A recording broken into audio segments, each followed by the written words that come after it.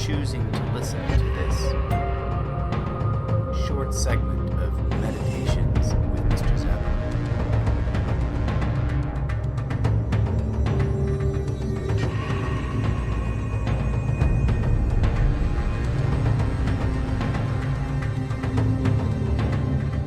Today, I wanted to quickly take a little bit of time to suggest to you, humbly and compassionately, a suggested intent.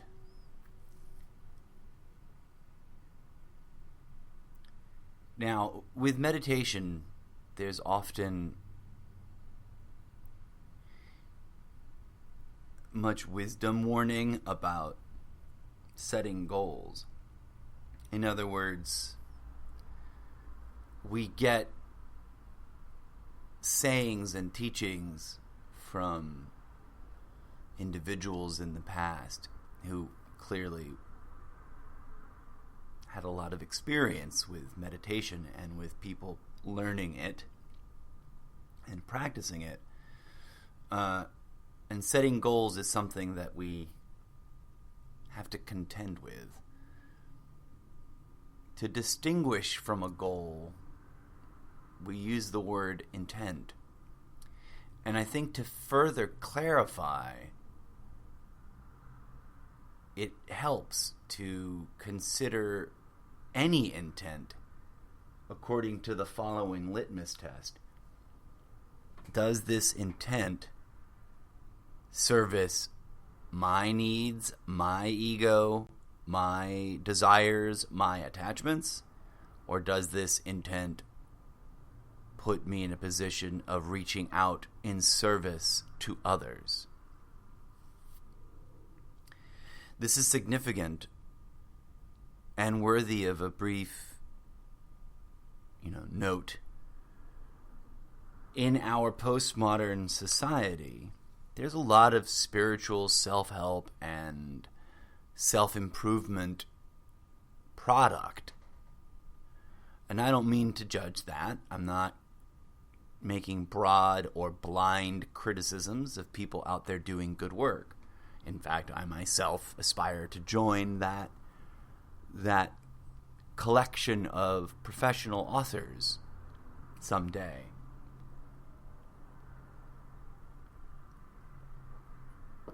But it's clear that in many cases, ego has crept in to whatever spiritual guidance is being peddled.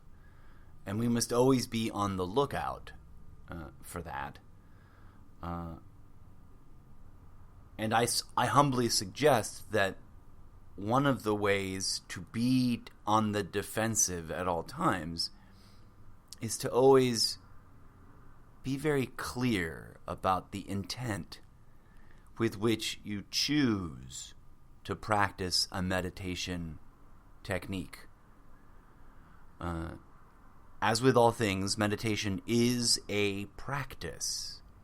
Let's, dip in a little to the theater world and understand, or the world of musicians, and really comprehend what practice is.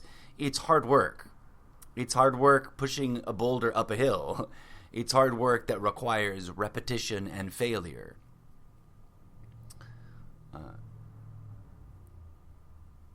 What's important is not achieving any kind of perfection. Thus, having a goal is not helpful. But setting an intention in the present moment, at the time that you engage in contemplative activities, that can be helpful in terms of focusing your mind on something that allows you to let go of your mind. Thus, the significance of being clear and confident that the intent or intention being selected is one that does not service self, especially ego self, but rather is is set in the service of others. And the simplest way to begin to practice that, curiously and ironically, is to practice unconditional healing love for oneself, acknowledging that this is a sort of service to others, because we all need love and we all need to heal because of that trauma that we experience. It's inherent. It's part of the existential dilemma of being in this material plane, of being born into this world, is that we hunger for love, and we've complicated love by muddying it and mixing it with ideology. But by practicing a regimen of activities that activate the organic and natural and innate, if only sort of deeply buried and slightly forgotten, function of emanating compassionate, unconditional love, then we can slowly prepare ourselves to love others beyond ourselves. And to do so is to love them in service of their own well-being, not ours. Now, the way that this is healing at a grand scale, everyone always worries, oh, love is... I was talking about this in past episode. Love is scary because if I put it out there, no one gives it back. Yeah, of course. That's ego seducing you away from taking the risk, from putting it out there. So I wanted to humbly suggest that for anyone listening to this right now who is already engaged in a regular meditation practice, or is just beginning to engage in that you tinker for a short period with setting a very clear intention of broadcasting unconditional, compassionate love. How do you do that? Part of the magic is that you start to learn or remember, as ancient wisdom teaches us, remember these things that your body and your other components of your self, your multifaceted self, multi-dimensional, or as I like to say, trans-dimensional, not trying to ride the coattails of the transgendered wave, but the root term applies. We are transcending boundaries. Just by telling yourself that you are going to do it.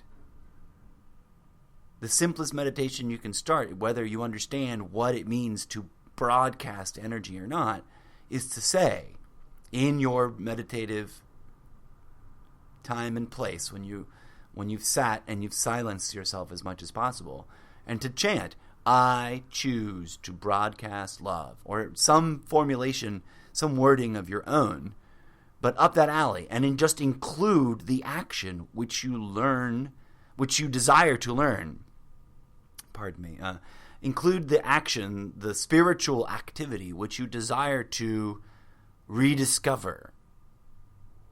I choose to broadcast healing and compassionate and unconditional love to my brother, my sister, my father, my mother, my stepmother. It's classic or classical of meta instruction, meditation, guidance, to begin with those whom you already feel a sort of basic, ordinary, everyday love towards. And I understand, as an enthusiast of meditating and of promoting meditation, I understand that it can be very overwhelming to think of anybody outside of that automatic circle of people that you already feel as though you love. I find that it's interesting also and challenging for those who feel ready to start with complete strangers or the most vile person they can imagine. And given the current context of our postmodern society, and as I've made the point of saying in previous episodes recently, we could, dare I say we should, organize around a grassroots movement of broadcasting love and forgiveness and that sort of stern, like, get your shit together, bro, or son, not to be disrespectful or pejorative of the man who fulfills currently the office of the president, but rather to put it in the sense of we are spirit family. We are soul family with that man. No matter who you are, if you're listening to this and you've listened to prior episodes leading up to this, you understand what I'm saying, hopefully. Or you're preparing a beautifully crafted argument against what I'm suggesting. But for those who aren't sure what I'm getting at or who dropped into this episode without having caught up with previous ones,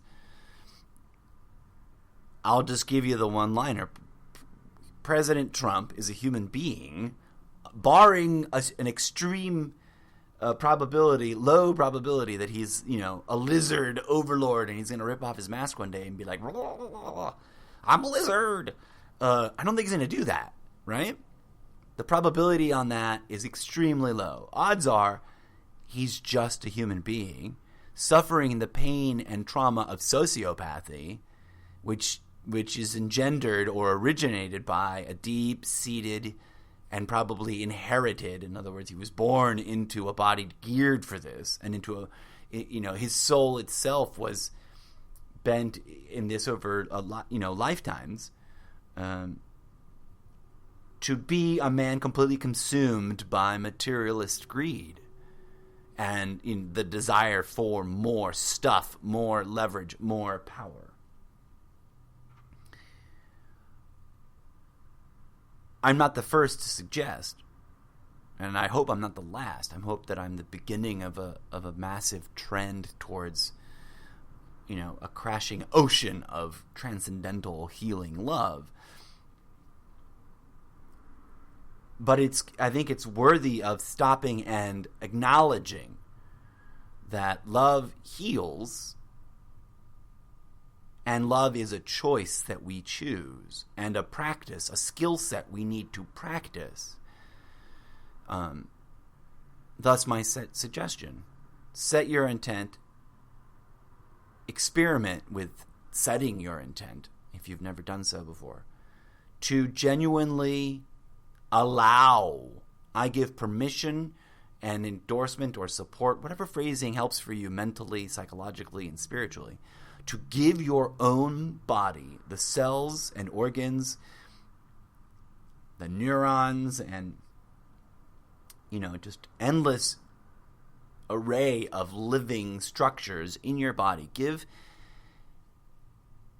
this community that you call my body permission and your support and your acknowledgement as its mind resident, to do the things that it knows how to do that you may only know how to poorly describe in sentences.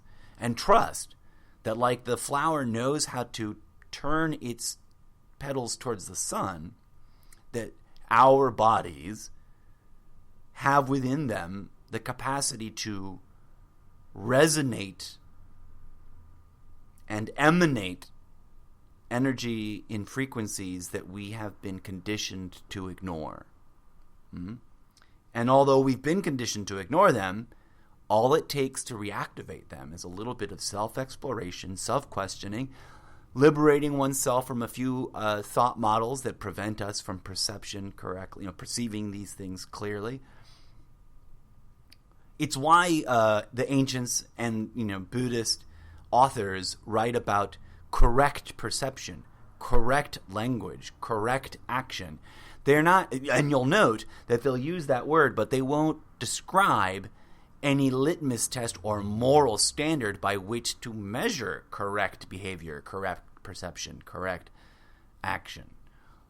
They won't say correct action is not doing this list of things and doing this other list of things because so-and-so said so. They don't ever, to the best of my knowledge, have that. And if they do, they're probably a school of Buddhism that started getting really into eating the menu instead of the food being offered on the table.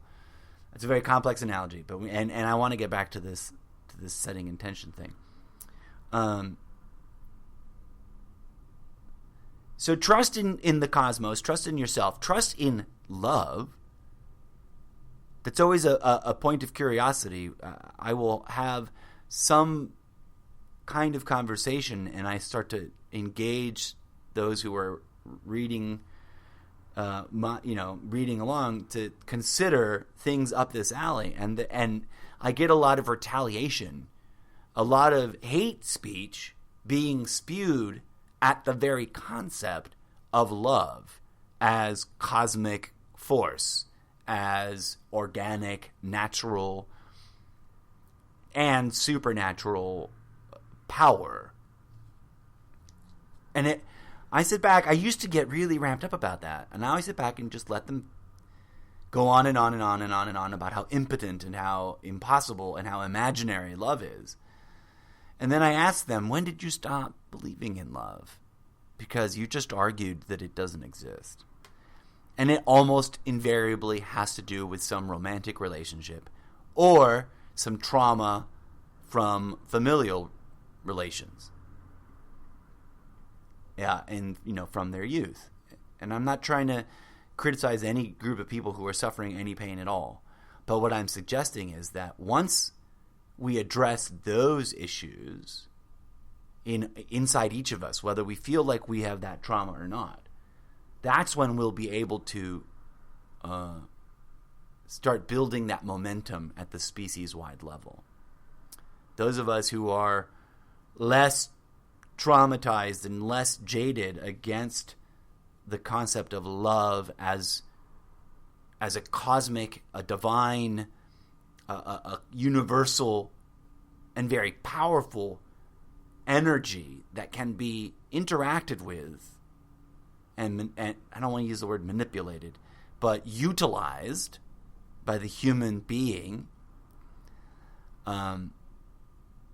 we can address, organize, collaborate, and heal the people involved with the problems that we face. So I humbly, as part of a theme this week, call out to, a call to action that anybody who's already meditating, let's really hone down our intent and not ask for personal gain, not ask for personal enlightenment, not ask for personal betterment, not ask for personal self-improvement, but dedicate our intent towards the healing of those in our society that are the most lost down the dark, vicious spiral of ego trap. And that we commit to transmitting to them healing divine energy. Simple as that. Just healing divine unconditional love. Not political acceptance for their wrongdoings, but a holding accountable kind of love.